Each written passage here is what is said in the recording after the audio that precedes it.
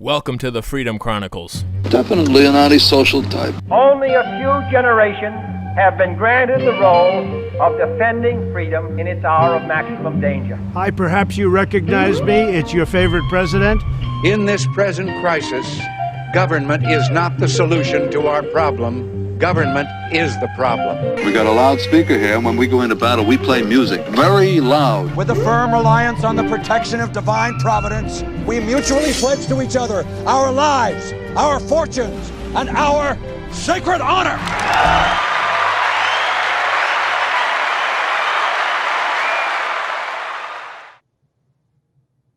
Hello, everybody, and welcome back to another episode of the Freedom Chronicles. I'm your host, Mike Imbasciani. Thank you for joining us. We are, of course, broadcasting from the Brian Chapman State Farm bunker right here in Southwest Florida. And like a good neighbor, Brian Chapman State Farm is there for all of the insurance needs that you have for your very own bunker. You can give this office a call at 941-625-9998 or visit the office at 2040 Tamiami Trail in Port Charlotte. And if you haven't already, join the locals community, get some great exclusive content that we do here with the Freedom Chronicles, and it helps the show out tremendously, just $5 a month, and you can use promo code FreedomCow to get 1 month free. With us, as always, is Mr. Ken Lovejoy, and joining us in studio is Jennifer Moerschel, and via the telephone is David Moerschel. Jennifer, David, how are you guys? How are you, Mike? Thanks for having us. David, thanks for coming on. Jennifer, how are you? Thanks for coming in the studio. I'm doing great. Thank you so much for having us today. Excellent. So, folks, those of you watching and listening to this podcast who don't know, David was one of the Oath Keepers during January 6th and was tried and convicted.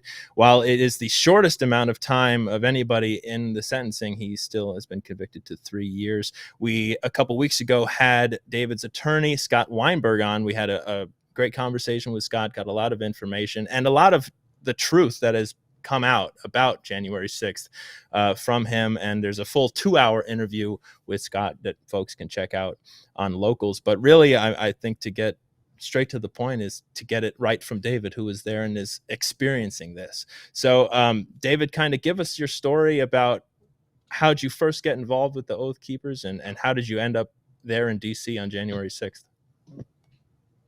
Thanks, Mike. What people need to remember is that in 2020, the entire country was experiencing these waves of violence and by black-clad people.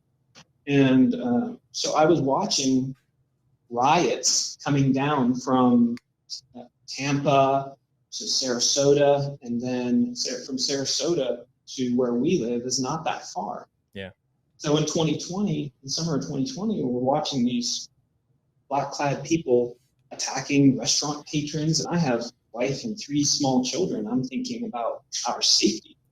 They were going into neighborhoods and terrorizing neighborhoods, and so I was trying to plan ahead and think ahead. Well, who can I call? Because I don't have any law enforcement or military background. Who can I call if there's some sort of emergency in our area? Yeah. And as I watched the news, Oath Keepers were the ones who were helping protect me. And that's what initially drew me to the Oath Keepers. Okay. And so tell us about your background and what you did do. So I have a medical background. I was actually a brain researcher. Wow.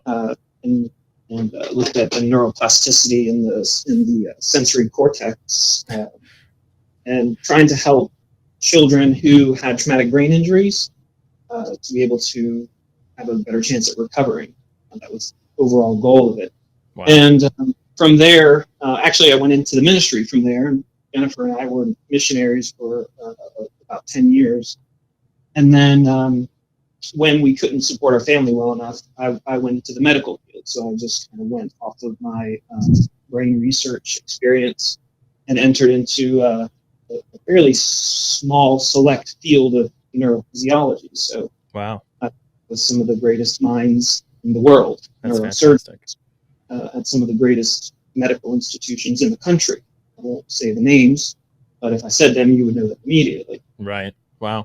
So that is the context. And when I joined the Oath Keepers, they were very excited about my medical training because they're always concerned about being prepared, having somebody there as a medical person. Yeah, the medical person to be kind of the aid if needed. And Jennifer, that's something you've talked about in some of the more of the clubs that we've been to, is like basically they were telling David, oh, you need to come to DC because you have this opportunity. Jennifer, tell us about that. We need an EMT. Yeah. Right. So David wasn't going to go, actually, because it was far and it was cold. And then we got a call from the Oath Keepers, and they said, you have an opportunity to work with the Secret Service. So we were both kind of amazed by that and thought, well, who gets to do that? But of course, that never materialized. But they did want him for his medical training background to help with the medic. Right. And David, I'm sure you can explain it in a little more detail, but from what Scott has told us and what the stories have said, basically you were in the Capitol for 11 minutes total. You weren't the lectern guy, picked it up and got the picture waving as you're walking out the door, which he actually just got taken off of house arrest. But you were in there for 11 minutes, basically just because you were called to go in there, and you left. You didn't touch anything, didn't do anything, and now you've been convicted of this. What was the experience? What led up to you going in? Yes. What was that experience like the day of? Well, Mike, just a little nuance to add to what you were saying. We were told as we were walking to the Capitol, so we were escorting the family member of a congressman from the Trump rally to another rally that was permitted on the Capitol grounds. So we're escorting this person from the Trump rally towards the Capitol. And as we were walking, we're still like a mile away or more, we heard that the Oath Keeper medic, a emergency room physician who had a team of medics around him, was being overrun with casualties. There was talk of a gunshot wound, whom we know now was Ashley Babbitt. And that also the rioters were attacking the medics because the medics were treating police. And so we were hearing this, and Kelly Meggs told us, Kelly Meggs is the leader of the Florida Oath Keepers. So he told me, and he told several other people, which is all reported in the trial, that we were going to go support the medic. So they were going to form a barrier around the medic, and then I was going to be helping the medic. So when we actually got to the Capitol, I was overhearing Kelly Meggs speaking with Kenneth Harrelson, and they're trying to, what it looked like, they were trying to figure out directions. They're like, I don't know which way's south, I don't know which way's east. So what it seemed to me was they're trying to figure out where is the medic. And so when we actually climbed the stairs, my assumption as we're climbing the stairs is we're looking for the medic, because there was also somebody had said that the medic was out the doorway. And so as we're climbing the stairs, in my mind, I'm thinking we're going to go support the medic. Right. So we climb up the stairs, and once you get to the top of the steps, right near the doorway, it was a mob of people. And so I'm not real tall. I can't see over. I can't see over the heads. I don't know where the medic is. I don't know what we're doing. We're just standing there. Everybody's just standing there. You can't move because there's just a huge amount of people. But I'm still thinking we're going to go service to help them. And all of a sudden, the cheer goes up. What is that? And then the cheer was because the doors were open. Oh, wow. Okay. So what it felt like, Mike, was somebody had taken a long 2x4, and at the back of this mob of people, there were like trolls pushing that 2x4, forcing everybody in. Right. And I mean, it was like your chest is up against the back of somebody else, and somebody else's chest is against your back. It was just that type of stampede of people, because once you get the people in the back moving forward, it's going to push everybody else in. Right. And Kelly Meggs, we later found out, had told his wife, who was near him, don't fall down or you will be killed. And that's exactly how it felt. Wow. And so, I was pushed into the Capitol. Now, Mike, when there is a situation of trespass, if you fall in, if you slip in, if somebody pushes you in, if you are parachuting and you accidentally enter that area, that is not a crime. Because it is not, you did not willfully enter that restricted area. And that's exactly how it was for me. I did not willfully enter. And as soon as we got in the doors, I could hear the alarm flaring, and I just thought, this is bad. This is bad. And but you can see, well, you can't see because you're not allowed to see, but if you were allowed to see the video footage that I am able to see, you can see Kelly Meggs, who weighs probably 270 pounds, get lifted up off his feet by the force of the crowd. Wow. You would see Harrelson,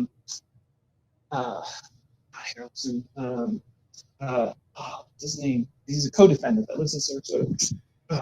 Hackett? Anyway, Is it Joseph Hackett? Hackett, thank you. Oh, right. Thank you, Jim.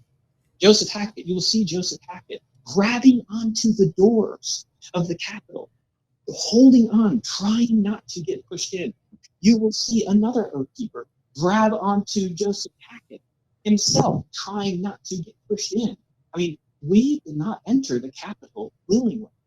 And then for me and Joseph Hackett, at one point, Joseph Hackett comes up to me and says, how comfortable do you feel in here? And I said, very uncomfortable. And he said, well, let's get out of here. I said, okay, let's go. And then so on the video, you can't see, I can see me and Joseph Hackett exiting the building. There's no rioting. The whole time I'm in there, there's not one act of violence. It's just people walking around. And in Capitol Rotunda, guess what Kelly Meggs does in the Capitol Rotunda with Kenneth Harrison? They kneel down and pray in Great Rotunda. Such an extremist motion. Violent insurrectionists. You're violent insurrectionists. Yeah. That take the knee and pray in Jesus' name. Mm-hmm. In the middle of their seditious conspiracy, they're going to praise Jesus. Well, and so bottom line too, the whole reason you went to the Capitol the Capitol building, wanting to walk up the steps, was to help somebody. You got this alert that somebody needed your help, and you wanted to be a medic and help them.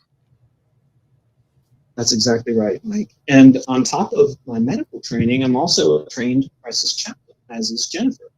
And we have been on, for example, we went to New Orleans after Hurricane Katrina, and we ministered there and helped the people in the crisis. I did police ride-alongs to help the police because they were not able to handle the emotional disturbances of the people that they were responding to. So not only do I have the medical training, but also crisis chaplaincy. Yeah. Right, where you just want to help people.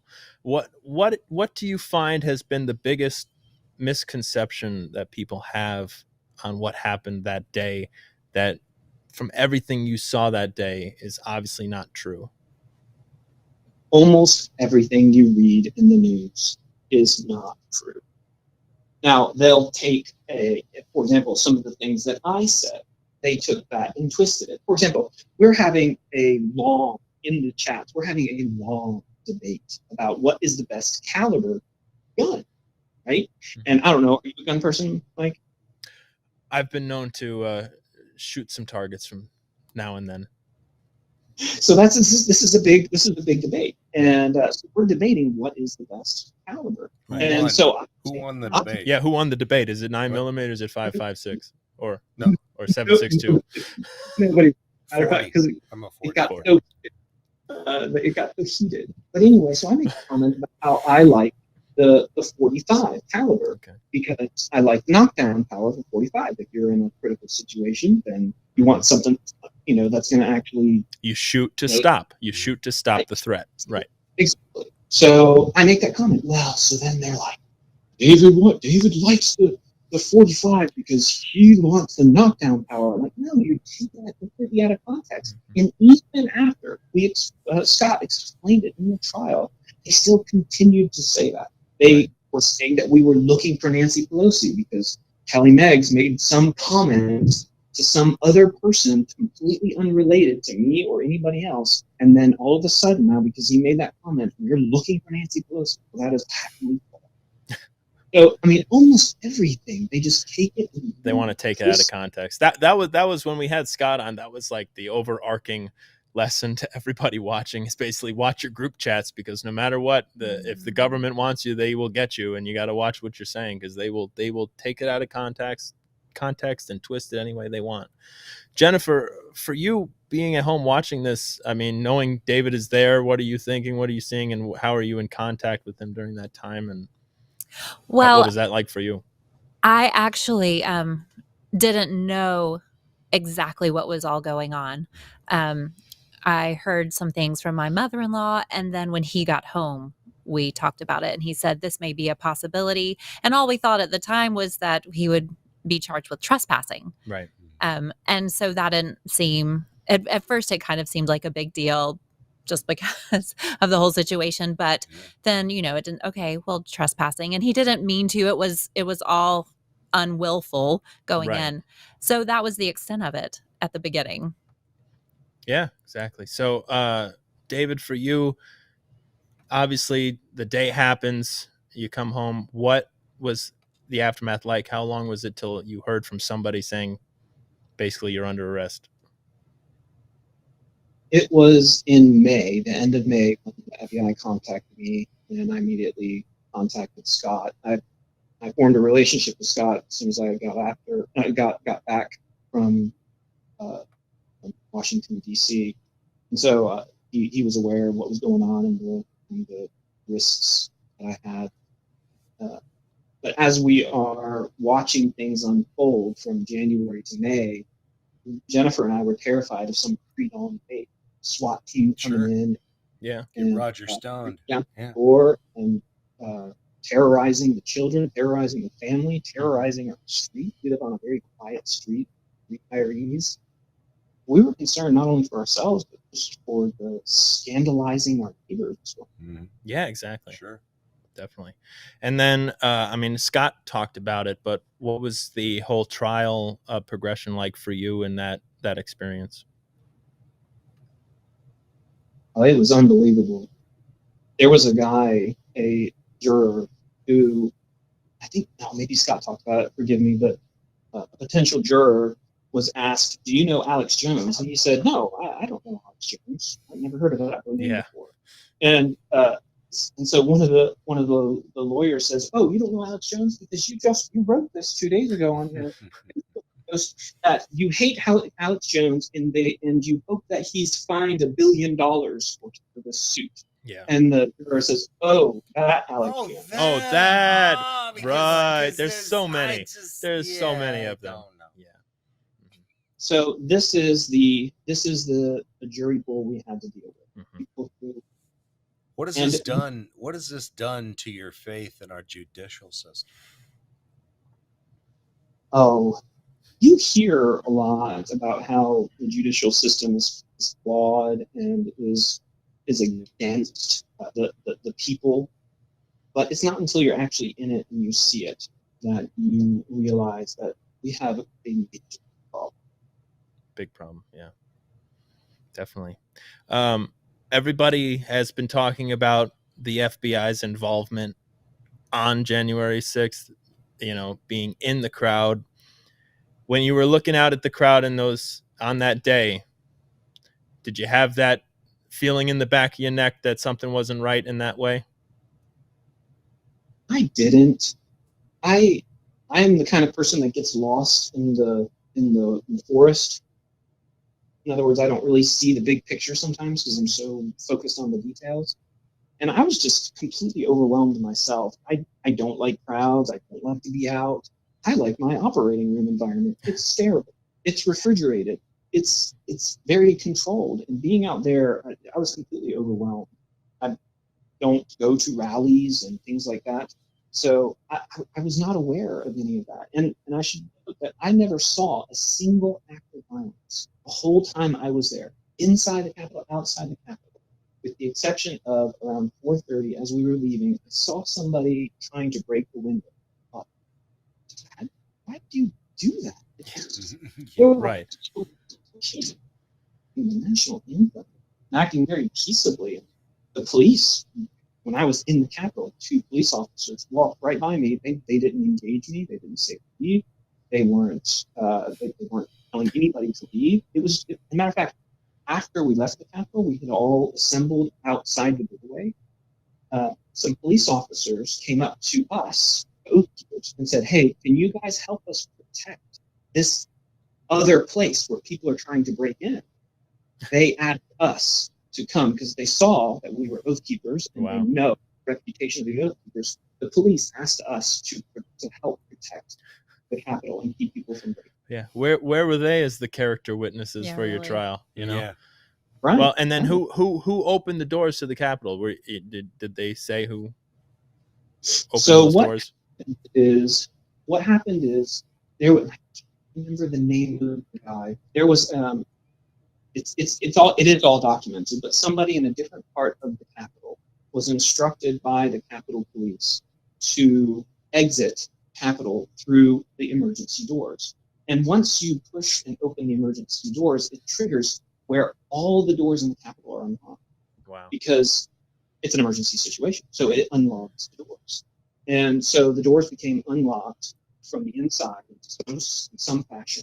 And then once the doors were unlocked, then it was easy for people. Yeah.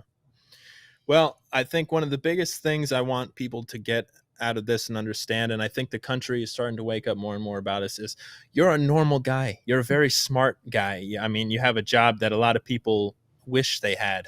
I mean, you have a beautiful family, have 3 kids. I mean, it's American dream type stuff. You're a patriot, and it's unfortunate what has happened. Again, I'm glad you got the least amount of time. You shouldn't have gotten any time, but to get 3 years as opposed to the best of all, you got the best circumstances. Yeah, coming out of a trial up there, coming out of DC. But I think more and more people are starting to wake up, and they really need to and understand what happened that day. I have this clip. Obviously, we're not going to have Tucker Carlson on as a guest.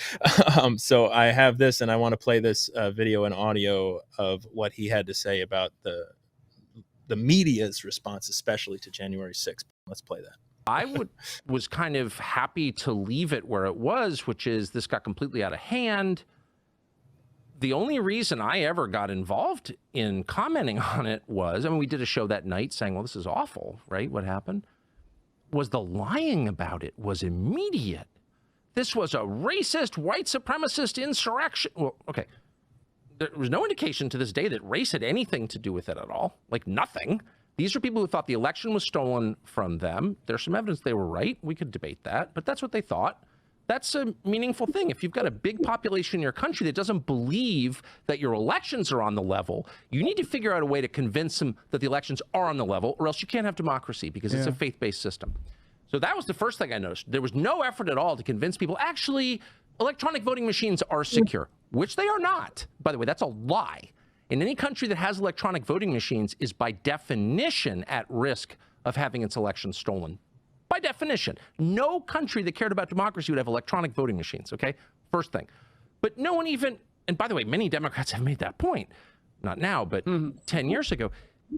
There was no effort to reassure anybody. They immediately used it as a cudgel to make their political opponent shut up, and in a lot of cases to send them to jail.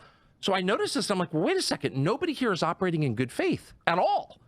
They're just immediately lying with maximum aggression. And anyone who asks questions about it, like me, and if you could go back and look at the tape, my first 5 shows on January 6th were like, well, yeah, it's bad, but I don't think you're telling the truth about what actually happened. Shut up! Racist! What? So that's always the key for me. If it's like an infection, you know it's infected when it hurts. You press it, you recoil. They immediately recoiled when you asked any questions about January 6th. And that was a tip-off to me. I mean, I had no thought in my head as I watched this happen on television and in the subsequent weeks that U.S.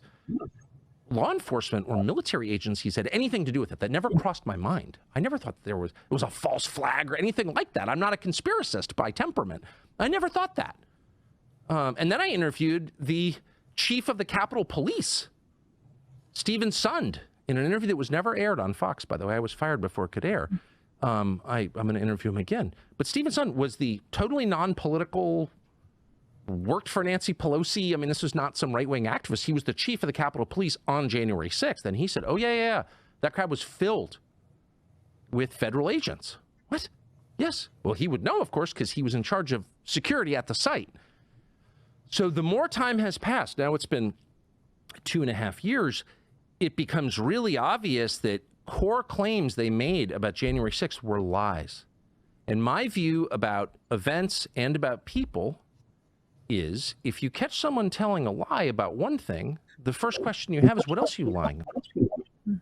Yeah, what else are they lying about? And lot. Yeah, a lot, literally. And David, I think that really shows that, I mean, that's not us saying it. It's, you know, it's not some rinky-dink person, somebody else on YouTube or Rumble. That's probably one of the biggest people in media right now, Tucker Carlson, talking about it. And I mean, I highly recommend everybody go watch that full interview with Tucker Carlson. And Andrew Tate. Well, last night. But the Tucker Carlson and Russell Brand interview. Go watch the Tucker Carlson and Andrew Tate interview on Twitter. But David, when you hear that, I mean, does that give you more faith that the truth is coming out, and, you know, hoping everybody sees the forest through the trees and the bigger picture? I think that the truth is out by and large, but it has been suppressed. Mm-hmm. Yes. Yeah. I mean, we have so much documentation about people who were in the Capitol, who were agitators, instigators, and that evidence has just been swept under the table or surface. Yeah, I agree. Jennifer, what are your thoughts on all this as well? Oh, about the truth coming out? Yeah. Is that what you mean? Yeah, I agree with David for sure that, I mean, through different sites like Rumble and Gateway Pundit, the truth is out there. Mm-hmm. But it's almost as if it doesn't matter to the people who are making the decisions. Yeah. You can tell them over and over and over what is true, but they have their own narrative that they have to support, and the truth obviously does not fit in with their narrative. And sadly, that's on the right and the left. Yeah. Right, because how many people are still in jail for January 6th, not even charged with anything, not given a speedy trial? It's a shame. It should make people feel ashamed to be American. Yeah. Where's Jim Jordan and Kevin McCarthy on this? Mm-hmm. When Marjorie Taylor Greene is the only one going to see those political prisoners in an American gulag, it's not right. Well, and we should ask the question, where is Greg Steube in all this? Yeah. Because he had 3 oath keepers in his district, and just south of us in Naples is another gentleman who has been implicated in the January 6th. Where's Greg Steube? Yeah. Matter of fact, Greg Steube sent a flyer out advertising himself, and he was citing the injustices to President Trump, which are indeed grave. But if they're doing it to him, and he acknowledges the injustices to President Trump, they're just using the same playbook from President Trump on us. Where's his outrage over the way that the January 6th? Mm-hmm. Yeah, definitely makes a difference. What is something that you want to convey to everybody watching, listening on just anything in general? What are your words of wisdom to folks, David? Just be careful.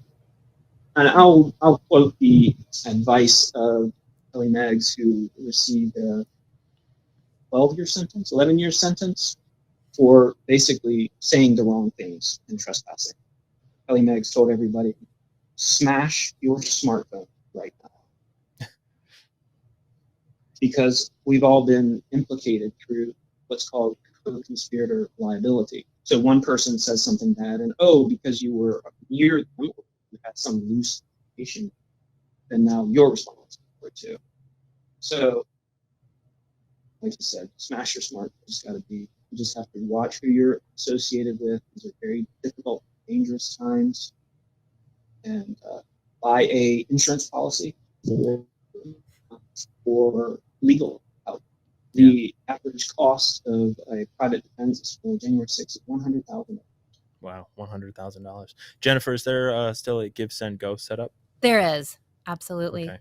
Well, send that to me, and I want to put that there'll be a link to that in the description of this video, so folks who want to help David and Jennifer can go check out their Give, Send, Go. Perfect, thank you. Yeah, and really, the feds and the government want to silence people, I think, because again, you think?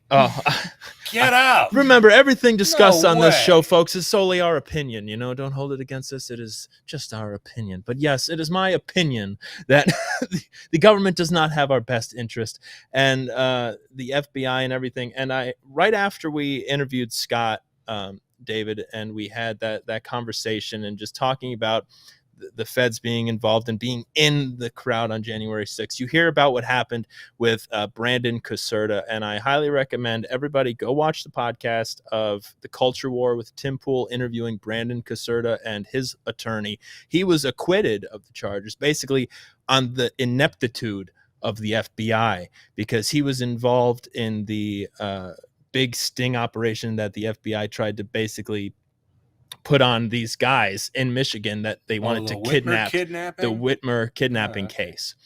And the biggest thing, just to show the ineptitude of the FBI, the biggest thing their case was riding on was they needed to get Brandon and a bunch of the other guys in a car that was being driven by an undercover FBI agent or an FBI mole or something, and drive past Whitmer's house.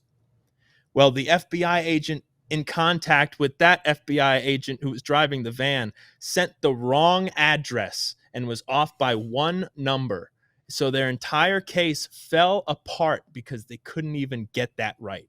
And it just shows you how ridiculous it really is. And when they did nothing wrong and had absolutely nothing to do with wanting to kidnap the governor. But the similarities between the federal government, whether it's on January 6th or that instance or anything that could happen in the future, people have to stay aware, but still don't allow yourself to get framed. Exactly. Don't allow yourself to be framed, but still stand up for your country. In a situation like that. Leave that to the professionals. Exactly. One of the things that came out of the Whitmer plot was there was something like 18 people involved in that plot, and 12 of them were FBI. Yeah. Right. Yeah. The person who was going to sell the explosives to blow up the bridge, that was an FBI agent. Yeah. When you go through the whole line, that plot could not have been carried out without the help of an Yeah. Right. It basically took the FBI to want to do it in the first place. but go ahead, David. There's a book. Sorry, I can't remember the name of it.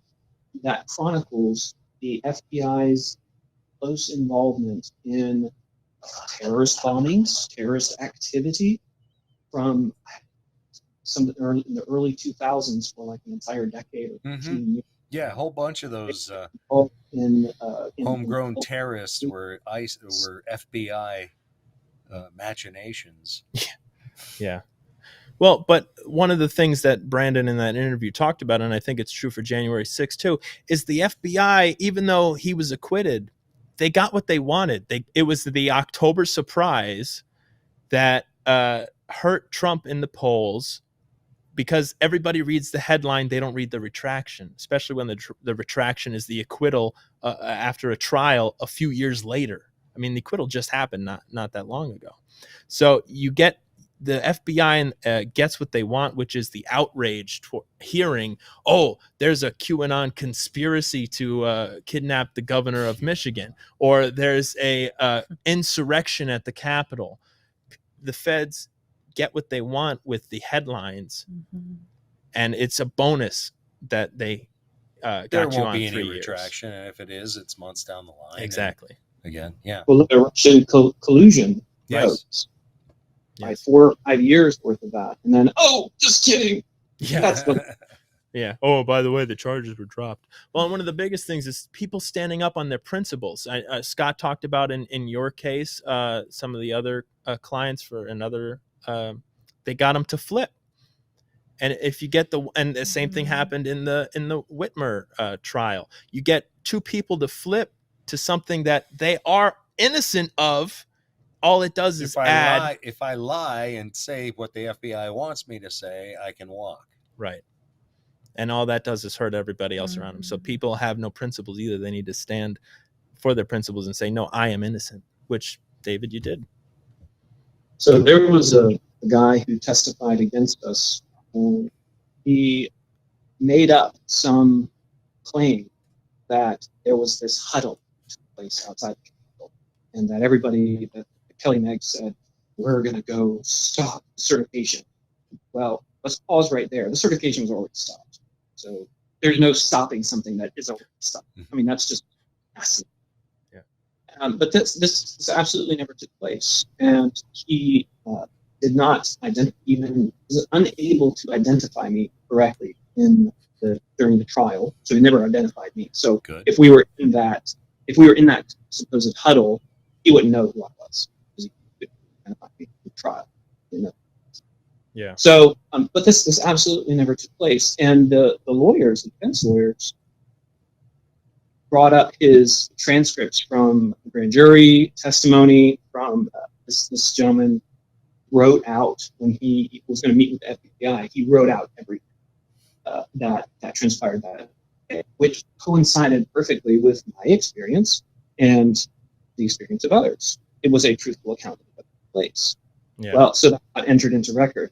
Then, after he decides to become an informant and take a plea deal, all of a sudden his testimony changes, and the defense lawyers were able to catch him in lies and basically prove that he was lying and that his testimony was not to be trusted.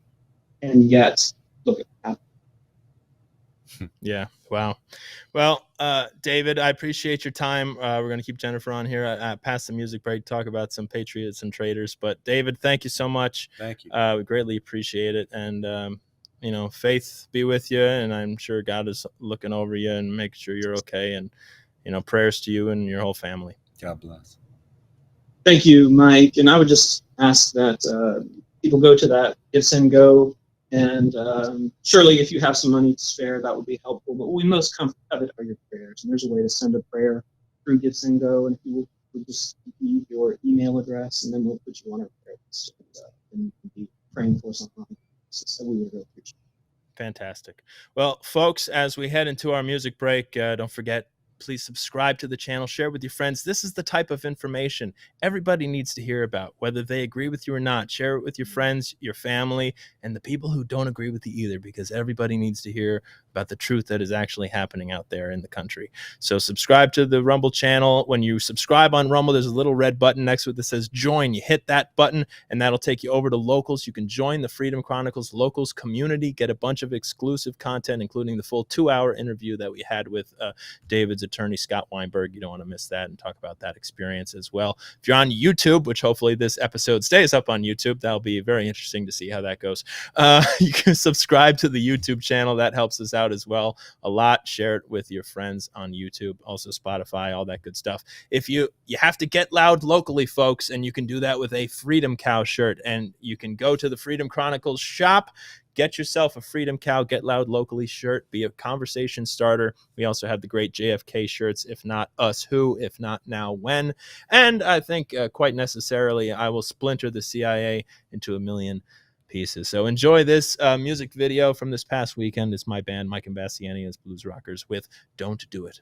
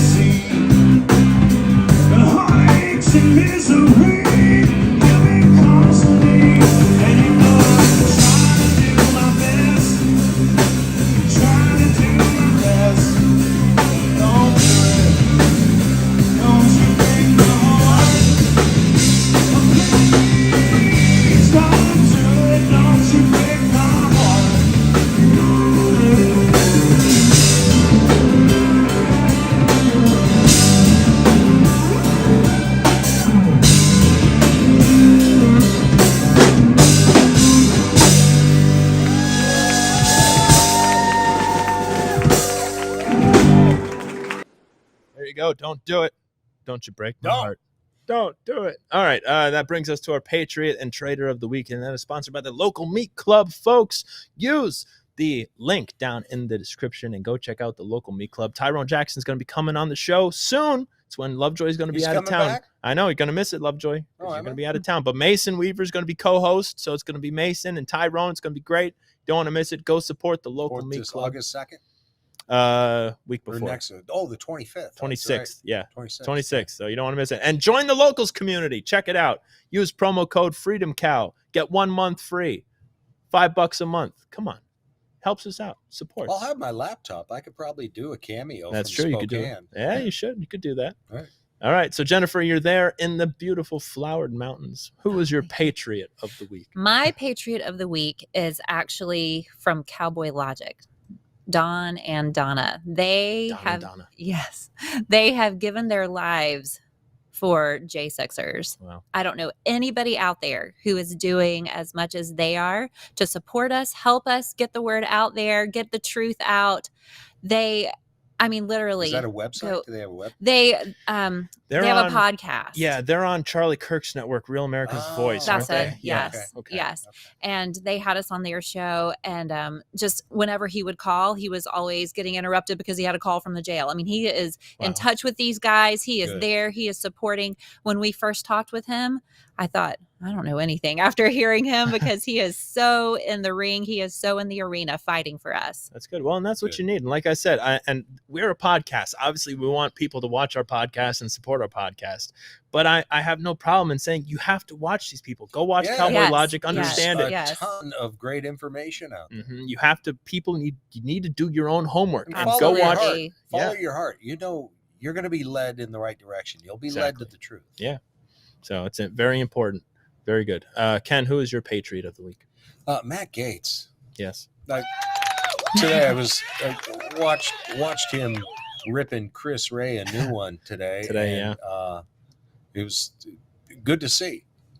Nice to see. And what was that poll? It was like, is it going to be more of nothing, or are they actually going to get something? Going to do anything, or more of nothing? I think it's going to be more of nothing in the long run, but it's good to see that there is congressmen on the committee who are asking the right questions and doing their level best to hold these people accountable, at least on camera in public, so that the people get to see what a disgusting individual Chris Ray really is. I agree. Very good.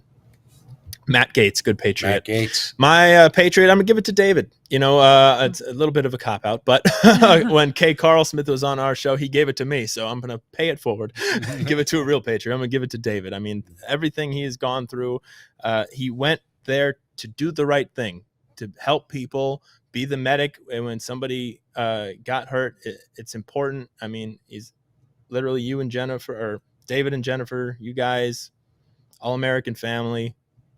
And he's just trying to do the right thing. And unfortunately, the government is not too happy about that. And he got tied into some bad situations. But people should strive to have the Lord will see him through it. Yes. And that's right. All of you. Yeah. Yes. So, and that's a Patriot, folks. Who is your traitor of the week, Jennifer?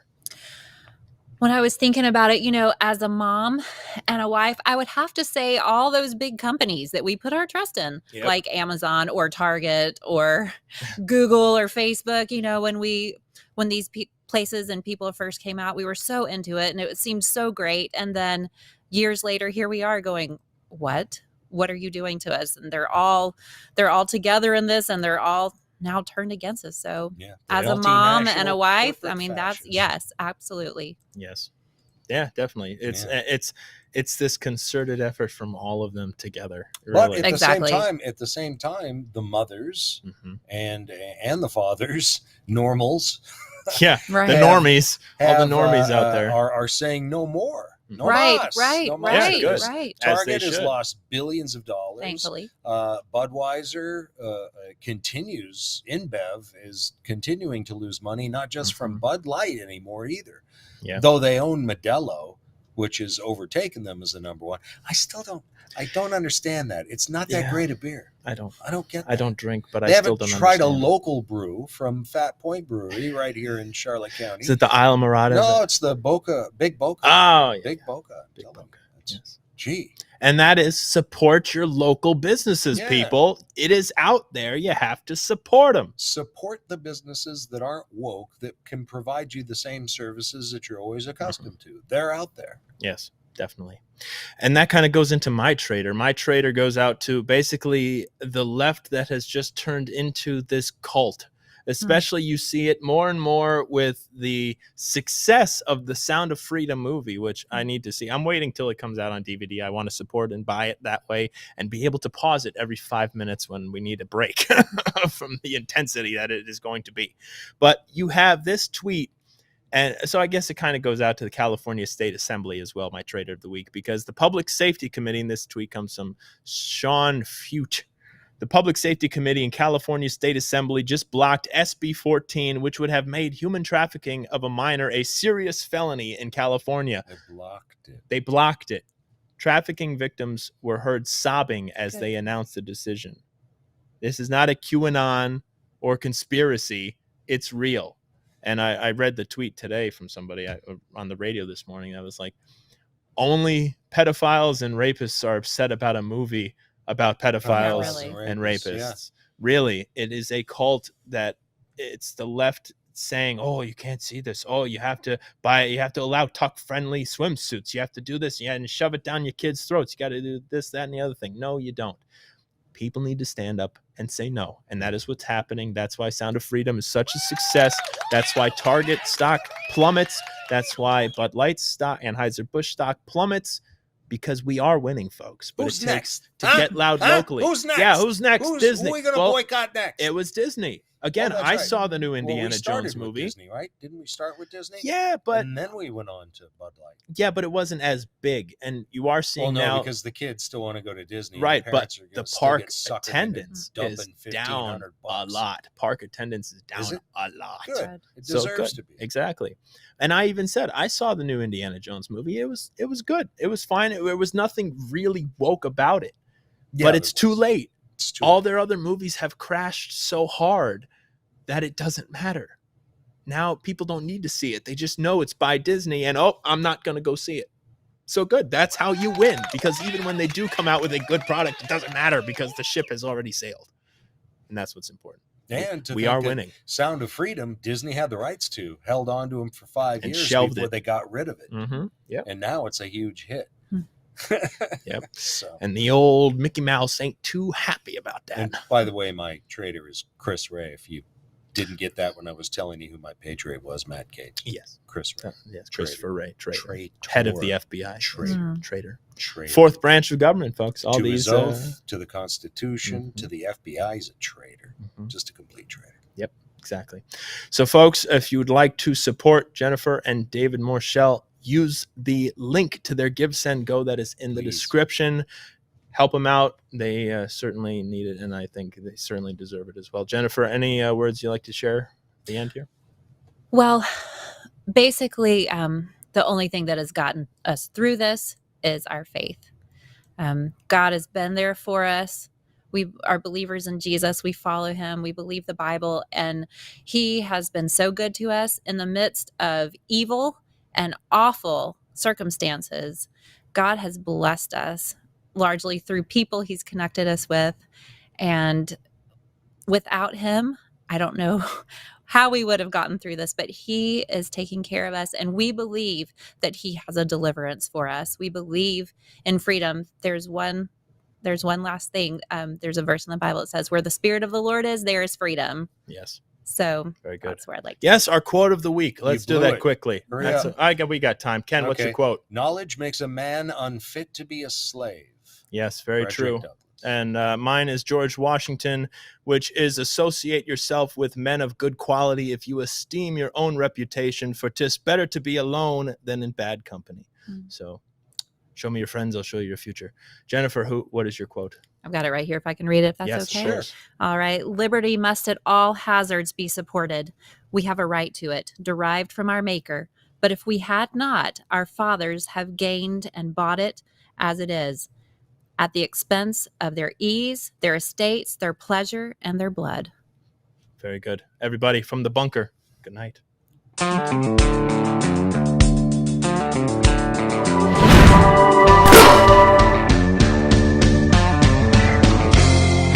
You're watching Conservative Television of America, working hard to stick socialism where the sun don't shine.